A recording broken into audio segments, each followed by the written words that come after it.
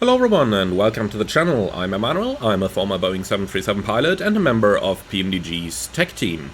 PMDG have just released the first update for the tablet, bringing it to version 1.1.1 and the aircraft itself to version 3.00.0082.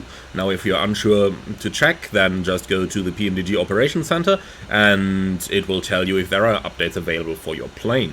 Also, in case you didn't know it, when you're already sitting in your plane, you can simply check the version that you have installed by going onto the ident page of the airplane, and you can check the installed version on the FMC operational program on the ident page just down here. So, let's have a look at what the update contains then. Obviously, after the release, as many of you know, there has been a little bit of trouble around the expectations mismatch that customers had for the electronic flight bag, and PMDG does go ahead and start fixing things and adding things with a new update. In particular, have a look into the changelog that you can find in Robert's original announcement in his forums that you will find linked in the video description below. For now, let's go ahead to start that in the update itself. Robert does say that PMDG do have a history of bringing fixes and improving products in the years after their release, which personally I can confirm ever since I got my first PMDG aircraft, which was the MD-11 back in 2010 or 2011 or something, and thereafter the 737 NGX and forthcoming. Now let's have a look into what Robert writes in his update himself. Quote, since the release of their PMDG 777 for P3D back in 2012, PMDG has taken the view that part of the value you get in your PMDG product is their ongoing commitment to post-release commitments to their work. Generally speaking, they build in 5 and more years of development and features and improvements into every product they sell, and this is true for their new product lines in Microsoft Flight Simulator as well.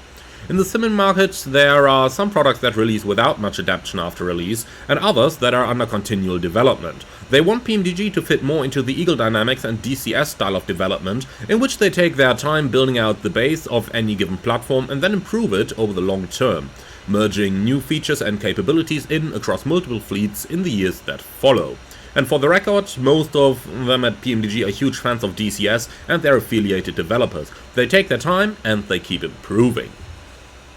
The tablet is part and parcel of that development philosophy. In the post-release period of any PMDG product, you can expect to see a rapid iteration of changes, fixes and features. Over time, that iteration cycle will slow from weekly to monthly to quarterly, depending upon the backlog of features that they have for you. In the case of more stable products, it might be many months between updates, but as new things come into play, they push them out to you as a way of keeping your product fresh and current with the platform.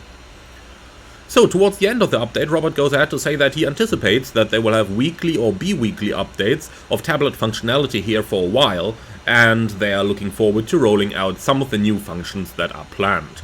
To obtain the update for customers who bought directly from PMDG, as always, go to the Operations Center and you can update over there. For customers who purchased from Marketplace, the update will come to you via the normal Marketplace update cycle, which they think may take approximately 2 weeks to merge through intake, and they will keep you posted on the progress they see.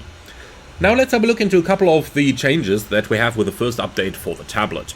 Obviously, personally, I would not expect anything major to be done within 2 weeks of development time. However, they did do quite a bit of the less major, but nonetheless very nice to have stuff. Upon that are fixes to the dynamic calculation of OPTD rates when optimum is selected. Now, on the cruise data page of the EFB, so on that one up here, they removed that cruise information and replaced it with a little bit more useful information. You will remember that previous one that just gave you the true airspeed, where they rightfully said like, yeah, well, okay, what's the use of the true airspeed? Rather put something like the cost index in there. That is a little bit more useful for sure. Going ahead from there, they changed the order of the temperature, wind and QNH, so that just like every OPT, it matches the sequence of the METAR on the performance calculator. Now the next two ones, in my opinion, are the most important ones over here. First of all, the ICAO entry could fail using the on-screen keyboard for certain ICAO codes in the performance calculator. So you might have had that when you use the on-screen keyboard and you type, for example, Lima Delta Zulu Alpha, hit enter, it would not actually load up the airport, and then you couldn't do calculations. Now that's been fixed with the update. Also, probably the most important fix there, the crash to desktop when zooming quickly on the map, has been fixed. That is what seems to have hit most of the live streamers and a couple of customers when they started exploring the Universal Flight tablet. Also, the OPT landing distance available had been calculated incorrectly when using meters for units, and that's been fixed as well. There are a lot of smaller fixes available in the tablet as well. Just head over to Robert's post in the forums, and over there you can have a look into the full changelog. A final word over here from myself personally. Yes, we are all waiting for the options menus to become available through the electronic flight bag as well. However, it is worth mentioning that these things do take a little bit of time, and a little bit obviously not meaning 2 years over here.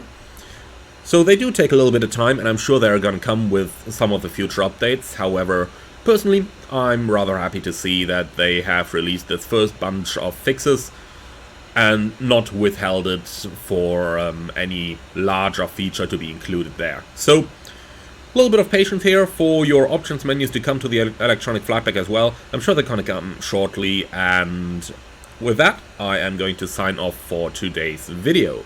Thank you very much for watching. I do hope you enjoy this first update. Head out to the PMDG Operations Center to download it, or if you're a Marketplace customer, you just have to give it a little bit more patience for Microsoft and Asobo to release it to you. That's going to be it. Thank you very much for watching. I see you all again on the next one, and wish you a lot of fun flying your PMDG 737. And do let me know what you think of the now announced update cycle of weekly or bi-weekly updates in the comments beneath this video. Thank you for watching, and see you all again on the next one.